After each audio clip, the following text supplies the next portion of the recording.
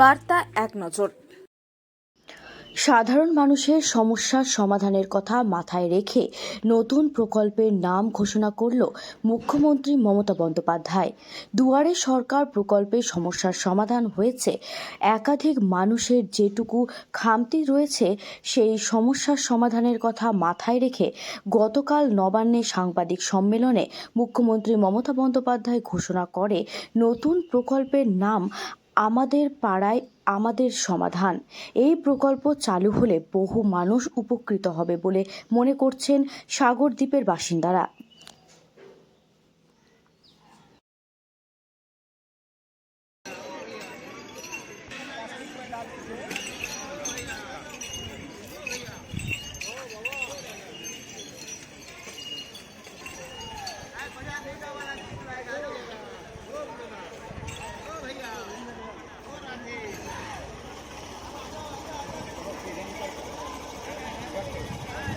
উপকৃত তো অবশ্যই হবে।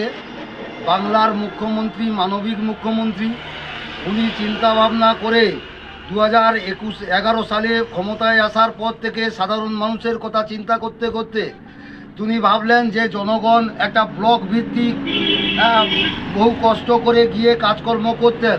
তখনই চিন্তা করে উনি চিন্তাভাবনা করে দুয়ারে সরকার ঘোষণা করেছিলেন।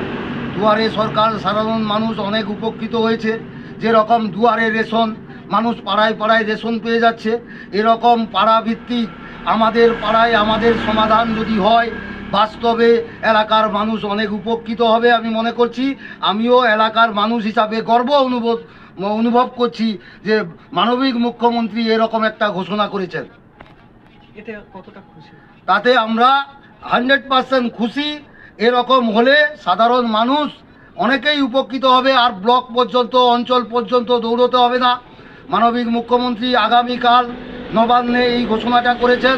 তার 94টা প্রকল্প এখন চলছে, আগে 64টা ছিল।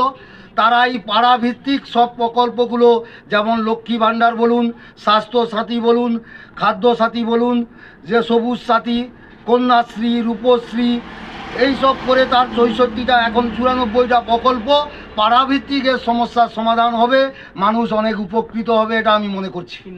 আমার নাম তপন পাইক, দক্ষিণ 24 পরগনা জেলার সাগর ব্লকের গঙ্গাসাগর মৌজায় আমি বসবাস করি। এখানকার মানুষ সবাই উপকৃত হবেন।